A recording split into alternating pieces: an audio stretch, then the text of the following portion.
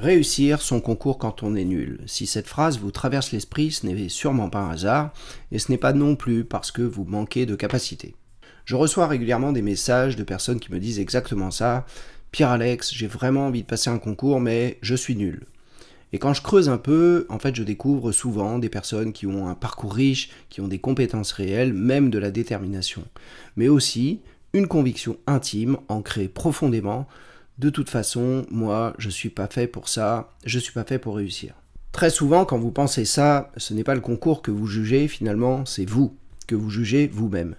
Peut-être à cause de l'école, peut-être à cause d'un parcours compliqué, peut-être encore parce que vous avez déjà tenté un concours et que l'échec a laissé une trace. Le problème, ce n'est pas que vous doutiez, le problème, c'est ce que vous faites de ce doute. Parce que quand vous vous dites « je suis nul », vous ne vous préparez pas. Vous n'entrez même pas dans l'épreuve. Vous vous jugez avant d'apprendre. Dans cette vidéo, je ne vais pas vous dire que tout ira bien. Je ne vais pas vous dire non plus que le concours est facile. Je vais vous proposer autre chose, une sorte de déplacement peut-être, une autre façon de regarder ce que vous vivez, et surtout de voir ce que ce mot « nul » vous empêche de faire aujourd'hui. L'objectif, ce n'est pas réellement de vous rassurer, mais c'est de vous permettre de retrouver suffisamment de confiance pour entrer dans la préparation, même si aujourd'hui vous avez encore un peu de doute. Je m'appelle Pierre-Alex Nersessian, je suis formateur et coach passionné par l'apprentissage et le coaching, et je vous accompagne vers votre liberté de choisir ce que vous voulez pour atteindre vos objectifs. Allez, c'est parti!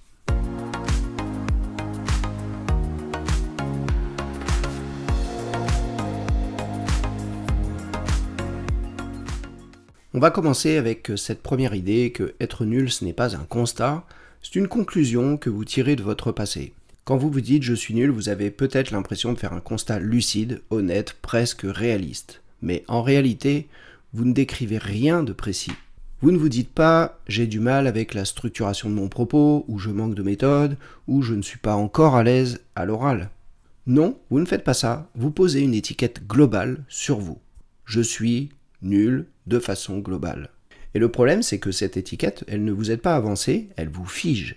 Prenons un exemple concret. Imaginez que vous venez de rendre une copie d'entraînement, vous la relisez, vous voyez que votre plan n'est pas tout à fait clair, que vous êtes parti dans plusieurs directions et que vous n'avez pas vraiment su conclure. À ce moment-là, deux choses peuvent se produire. Soit vous vous dites « bon, mon plan n'est pas clair, il faut que je travaille la structuration. » Ça, c'est précis, c'est ajustable et c'est une compétence à développer. Soit vous vous dites « je suis vraiment nul » et là, tout s'effondre parce que vous ne parlez pas d'un plan raté, vous parlez de vous.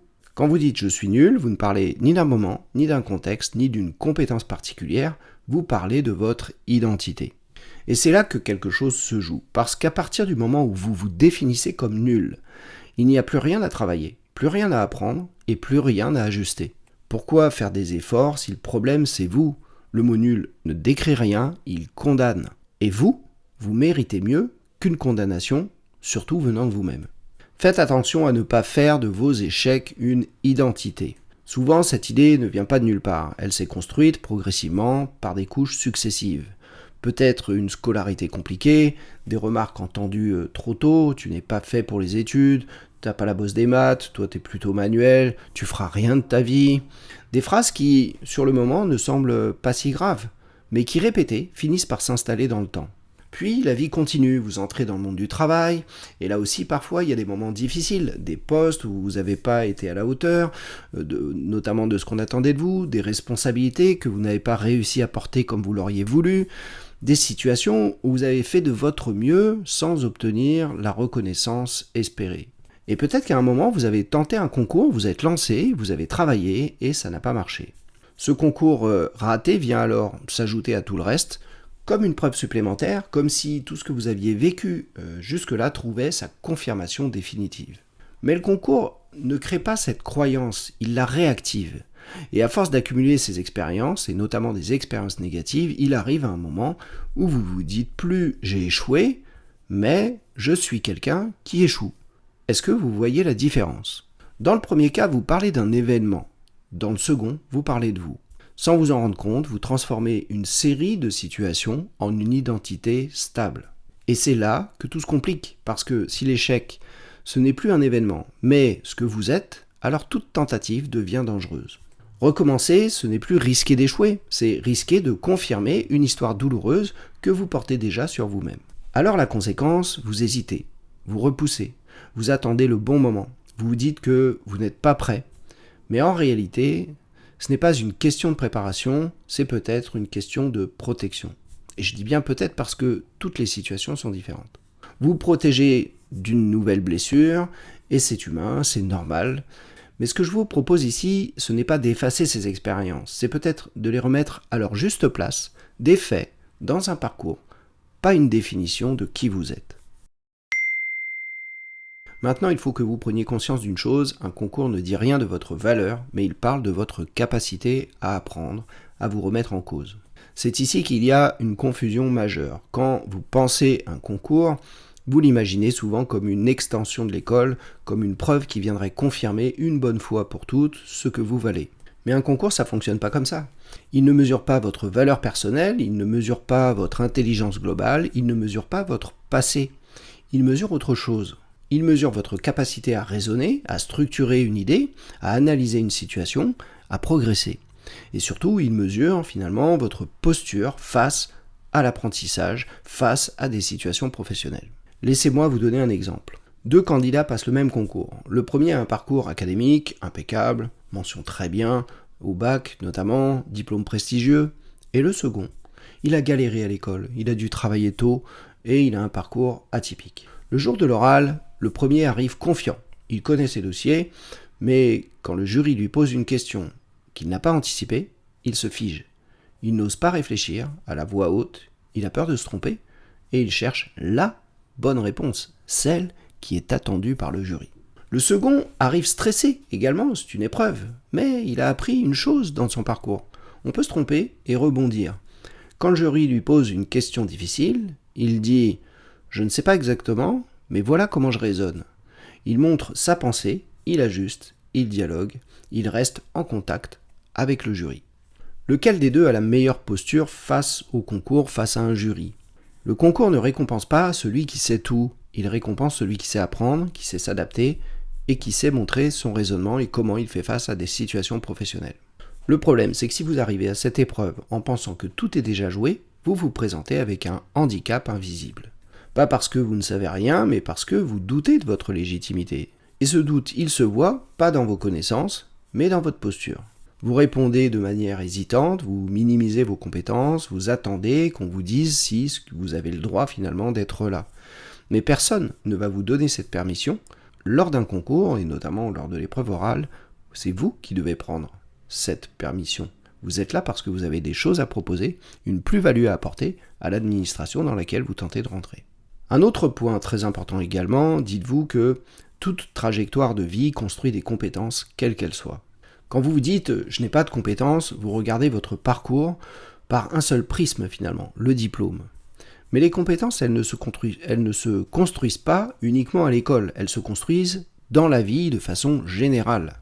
Les compétences se construisent au travail, quand vous en avez un, dans la famille, dans l'associatif, dans les responsabilités que vous avez prises, parfois sans même vous en rendre compte, que ce soit dans l'organisation, dans la fiabilité, dans la gestion du stress, dans la capacité à décider, à expliquer, à tenir dans la durée. Ces compétences sont souvent invisibles pour ceux qui les portent, parce qu'elles font partie de leur quotidien. Je vous donne un autre exemple. Vous avez peut-être élevé des enfants tout en travaillant. Ça veut dire que vous avez appris à gérer des priorités contradictoires, à prendre des décisions rapides, à vous adapter face à l'imprévu, à garder votre calme sous pression. Vous avez peut-être travaillé dans le service public ou en contact avec du public, et ça veut dire alors que vous savez écouter, reformuler, gérer des conflits, rester professionnel, même dans des situations tendues. Encore un autre cas, vous avez peut-être été bénévole dans une association, ça veut dire que vous avez développé de l'autonomie, de la créativité, de la capacité à mobiliser des ressources. Toutes ces compétences, elles existent, elles sont réelles et elles sont utiles. Mais vous ne les voyez pas parce qu'elles font partie de votre quotidien et que vous n'avez finalement jamais pensé à les nommer. Le concours, ou un concours quel qu'il soit, ne vous demande pas d'être quelqu'un d'autre. Il vous demande d'apprendre à vous mobiliser, à structurer votre pensée, à montrer ce que vous savez déjà faire autrement. Et ça s'apprend. Alors, après tout ce que l'on vient de se dire, que pourriez-vous faire ? Déjà, dites-vous que vous n'avez pas besoin d'avoir confiance en vous pour commencer. Il y a un piège très fréquent dans lequel beaucoup de candidats tombent finalement.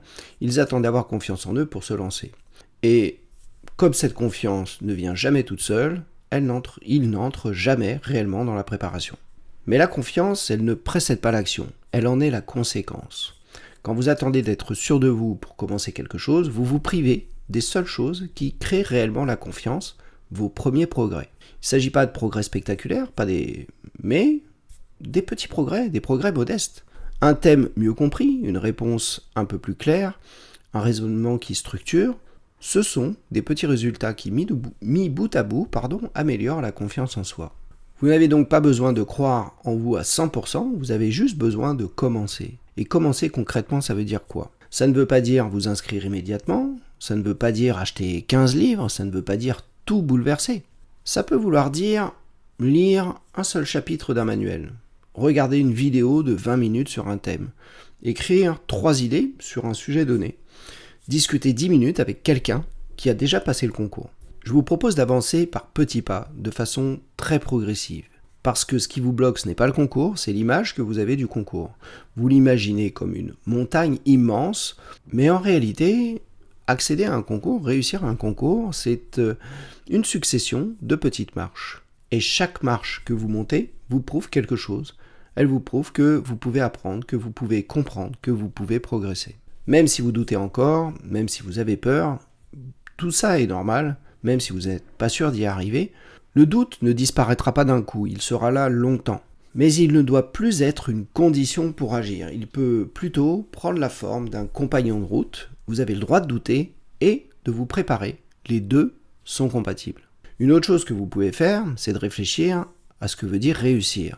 Réussir un concours, ce n'est pas devenir parfait, ce n'est pas ne plus douter, ce n'est pas effacer son passé.